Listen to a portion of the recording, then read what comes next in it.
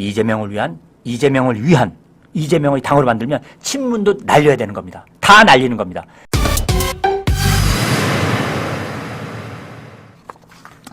이거요. 자, 지금부터 굉장히 중요한 정치 분석에 들어갑니다. 갑자기 문재인의 반기든 추미애 속내, 굉장히 요거는 오늘 제야 정치에서 여러분에게 지금 알고 계신 것 외에 새로운 분석이 또 덧붙여집니다. 지금 자기를 법무부 장관으로까지 임명해 줬던 문재인에게 이게 지금 반기를 드는 수준이 아니고요. 이 정도면 거의 뭐 쿠데타를 일으켰다고 볼 수 있지 않나요? 추미애가 이렇게 한 거는요. 지금 어떤 지금 민주당 내 커다란 지금 일대 격변이 일어나고 있냐면요. 심각한 일입니다. 자, 이재명이 이번에 완전하게 민주당을 이낙연이 지금 나간 상태에서 이재명이 탈당하고 지금 분당, 사실 탈당이죠. 분당까지는 안 가라고 안 갔죠. 아직은. 탈당해서 새로운 신당을 만든 상태에서 이재명의 목표는, 자 보세요. 앞으로 지금부터 이번 주까지 또는 다음 주까지 벌어질 수 있는 정치 이재명의 사건, 관련 사건을 민주당 내에 여러분이 바라보는 기준을 말씀드리겠습니다.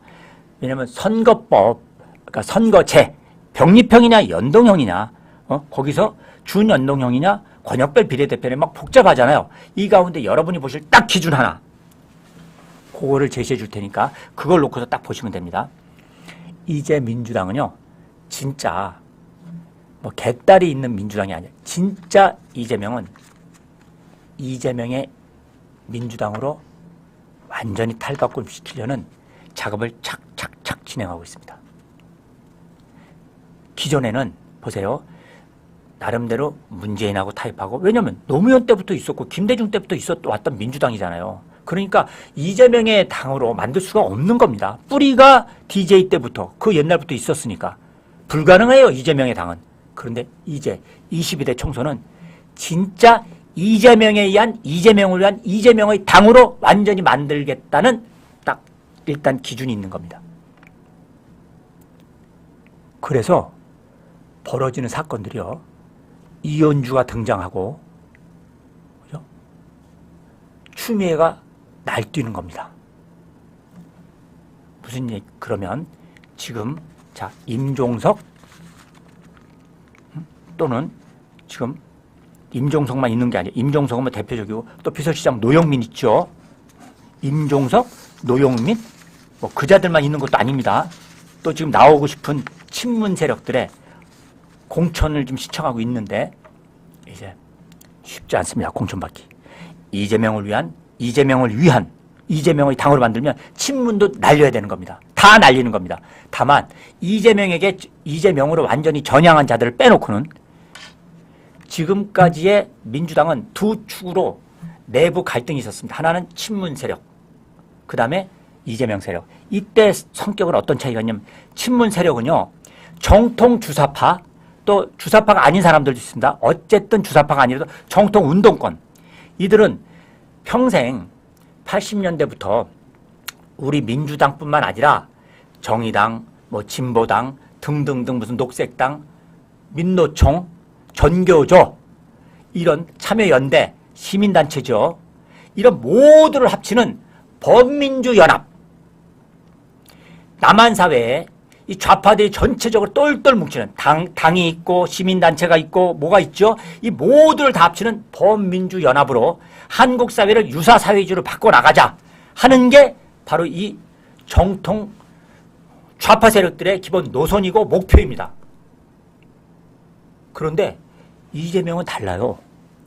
여기에 들어가 있는 척하지만 이재명은 이거 나중 문제야. 그냥 이재명을 위한 한국 사회로 만들면 되는 겁니다.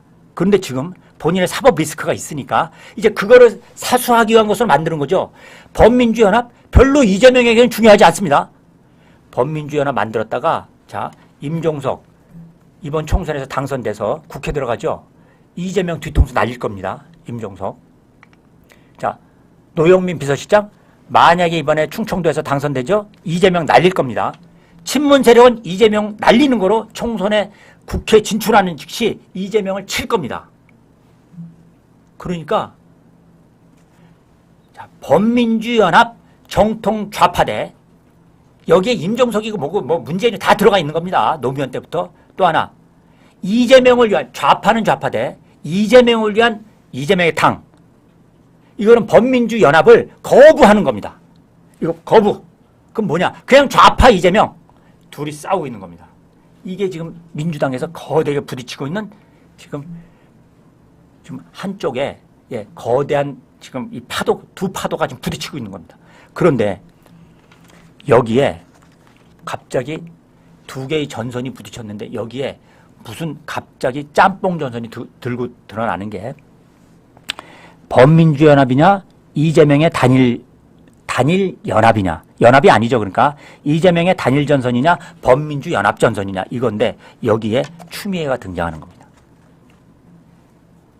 추미애는 달라요. 범민주연합 전선도 아니고 이재명의 단일 전선도 아니고 뭐가 등장하느냐 바로 윤석열과 문재인 윤석열을 대통령으로 만든 문재인이 원수 중에 원수다.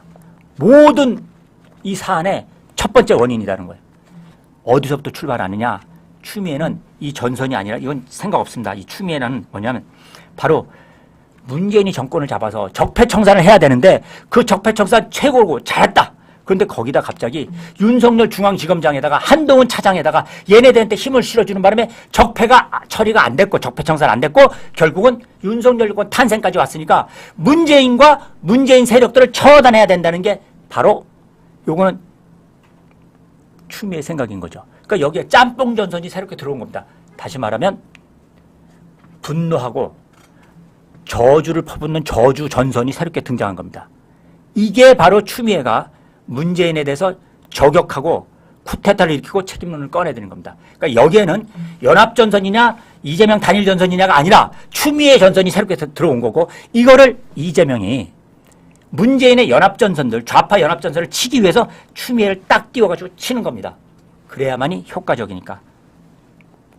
이게 지금 들어온 겁니다. 그래서 추미애는 뭐냐 문재인 윤석열 정권을 탄생시켰던 그리고 적폐청산을 못했던 이 문재인을 뿐만 아니라 문재인의 하수인인 그게 무슨 노영민이든 임종석이든 또 뭐 유정찬이든 이들을 모두 공천을 다 날려버려야 돼. 다 잘라버려야 된다. 라는 게 추미애 입장이고 이거를 뒤에서 뻔뿌질하면서 부추기는 게 누구냐? 이재명이다. 그래서 상당히 효과적으로 임종석이 내가 다시 국회의원 해야 돼. 이번 출마해야 돼. 이런 거에 대해서 추미애가 등장하면서 여기다가 전부 다 뭐냐? 페인트칠. 똥물을 끼얹어 버리니까 지금 임종석이가 난처한 지경에 있는 거죠. 난처한 지경에 갖고 동시에 뭐까지 나왔어요? 바로 윤희숙이 등장하면서 윤희숙한테 여기서 터져 추미애한테 터져 온 곳에서 터지고 있는 겁니다. 글쎄 임종석 공천 받을 수 있을지 모르겠습니다.